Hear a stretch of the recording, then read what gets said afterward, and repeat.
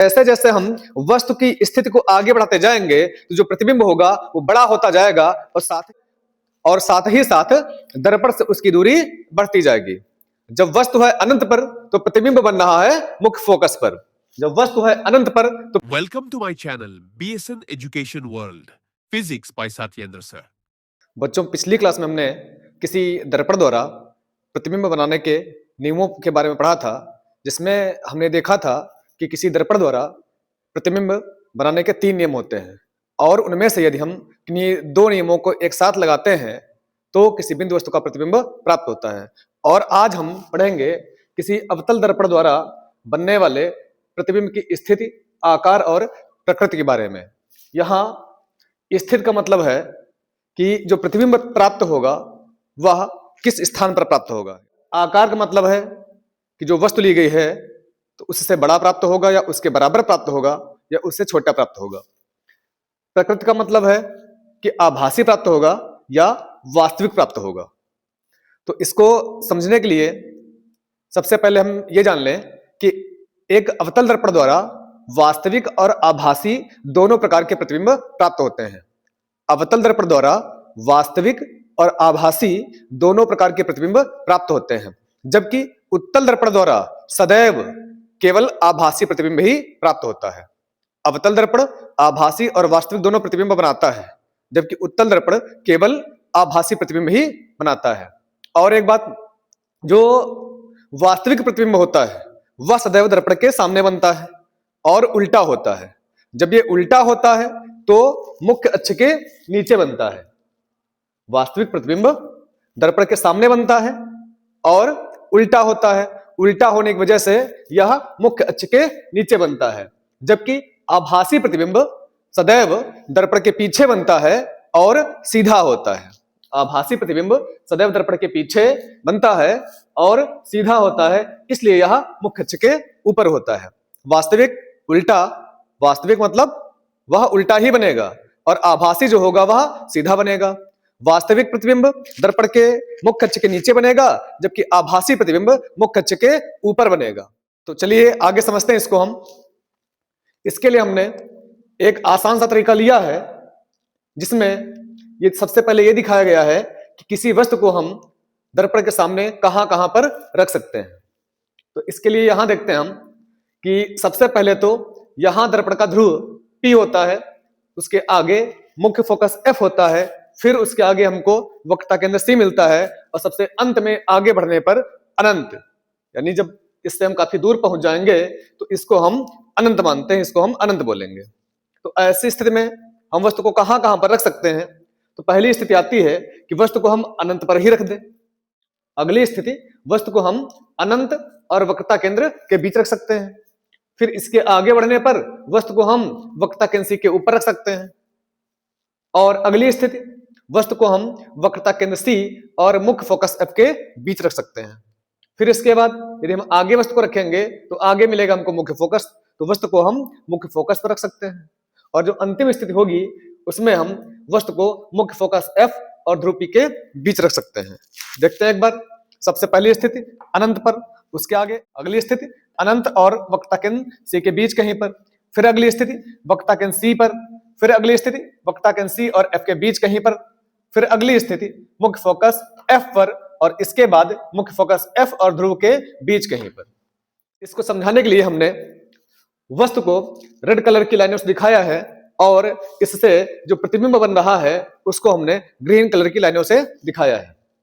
यहां हमने सभी वस्तुओं को समान लंबाई में लिया है और इनके जो अलग अलग प्रतिबिंब प्राप्त हो रहे हैं उनको यहां पर दिखाया गया है। तो इसमें सबसे पहले हम आते हैं अपनी पहली स्थिति पर, जब वस्तु अनंत पर है। तो जब वस्तु अनंत पर होती है तो ऐसी स्थिति में वस्तु का वास्तविक उल्टा प्रतिबिंब मुख्य फोकस पर बनता है, जो कि वस्तु की तुलना में बहुत ही छोटा होता है। जब वस्तु अनंत पर स्थित होती है तो इस स्थिति में वस्तु का वास्तविक उल्टा और वस्तु से बहुत छोटा प्रतिबिंब मुख्य फोकस पर प्राप्त होता है। इसके आगे जब अगली स्थिति लेते हैं, जब वस्तु को हम अनंत और वक्रता केंद्र C के बीच कहीं पर रखते हैं, तो ऐसी स्थिति में जो इसका प्रतिबिंब प्राप्त होता है वह हमें मुख्य फोकस F और वक्रता केंद्र C के बीच प्राप्त होता है, जो कि वास्तविक उल्टा और वस्तु से छोटा प्राप्त होता है। पहली स्थिति में वास्तविक उल्टा वस्तु से बहुत छोटा और अगली स्थिति में वास्तविक उल्टा और वस्तु से छोटा। इसके बाद हमारी अगली स्थिति आती है, वस्तु को जब हम वक्रता केंद्र C पर रखते हैं तो इस स्थिति में वस्तु का प्रतिबिंब हमें वक्रता केंद्र C पर ही प्राप्त होता है, जो कि वास्तविक उल्टा और वस्तु के बराबर आकार का ही प्राप्त होता है। तो पहली स्थिति अनंत पर रखने पर मुख्य फोकस F पर वास्तविक उल्टा और वस्तु से बहुत छोटा। अगली स्थिति अनंत और वक्रता केंद्र C के बीच रखने पर तो जो प्रतिबिंब बनेगा वह मुख्य फोकस F और वक्रता केंद्र C के बीच कहीं बनेगा, वास्तविक उल्टा और वस्तु से छोटा बनेगा। तीसरी स्थिति जब वस्तु को वक्रता केंद्र C पर रखेंगे तो जो प्रतिबिंब होगा वास्तविक उल्टा और वस्तु के बराबर आकार का होगा। इसके बाद जब हम वस्तु को वक्रता केंद्र C और मुख्य फोकस F के बीच कहीं रखते हैं तो ऐसी स्थिति में इसका जो प्रतिबिंब प्राप्त होता है वह वक्रता केंद्र C और अनंत के बीच प्राप्त होता है, जो कि वास्तविक उल्टा और वस्तु से बड़े आकार का प्राप्त होता है। जब हम वस्तु को वक्रता केंद्र C और मुख्य फोकस F के बीच रखते हैं तो ऐसी स्थिति में जो प्रतिबिंब प्राप्त होता है वह वक्रता केंद्र C और अनंत के बीच प्राप्त होता है, जो कि वास्तविक उल्टा और वस्तु से बड़ा होता है। इसके बाद जब हम वस्तु को मुख्य फोकस पर रखते हैं, जब वस्तु को मुख्य फोकस पर रखते हैं तो इस स्थिति में जो प्रतिबिंब प्राप्त होता है वह अनंत पर प्राप्त होता है, जो कि वास्तविक उल्टा और वस्तु से बहुत बड़ा होता है। फिर से समझते हैं एक बार।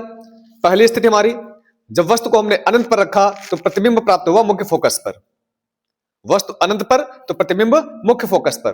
कैसा है? वास्तविक उल्टा वस्तु से बहुत छोटा। अगली स्थिति जब वस्तु को हमने अनंत और वक्रता केंद्र C के बीच लिया तो इस स्थिति में जो प्रतिबिंब प्राप्त हुआ वह मुख्य फोकस F और वक्रता केंद्र C के बीच प्राप्त हुआ, जो कि वास्तविक उल्टा वस्तु से छोटा है। अगली स्थिति जब हमने वस्तु को वक्रता केंद्र C पर ही रख दिया तो इस स्थिति में जो प्रतिबिंब प्राप्त होता है वह वक्रता केंद्र C पर ही प्राप्त होता है, जो कि वास्तविक उल्टा और वस्तु के बराबर आकार का प्राप्त होता है। अगली स्थिति में जब हम वस्तु को वक्रता केंद्र C और मुख्य फोकस F के बीच रखते हैं तो इस स्थिति में जो प्रतिबिंब प्राप्त होता है वह वक्रता केंद्र C और अनंत के बीच प्राप्त होता है, जो कि वास्तविक उल्टा वस्तु से बड़े आकार का प्राप्त होता है। अगली स्थिति जब वस्तु को हम मुख्य फोकस F पर रखते हैं तो इस स्थिति में हमें वास्तविक उल्टा और वस्तु से बहुत बड़ा प्रतिबिंब प्राप्त होता है, जो कि अनंत पर बनता है। इसके बाद अंतिम स्थिति छठवीं स्थिति जब हम वस्तु को मुख्य फोकस F और ध्रुव P के बीच रखते हैं तो इस स्थिति में जो प्रतिबिंब प्राप्त होता है वह दर्पण के पीछे बनता है, जो कि आभासी, सीधा और वस्तु से बड़ा होता है। फिर से समझते हैं एक बार। वस्तु अनंत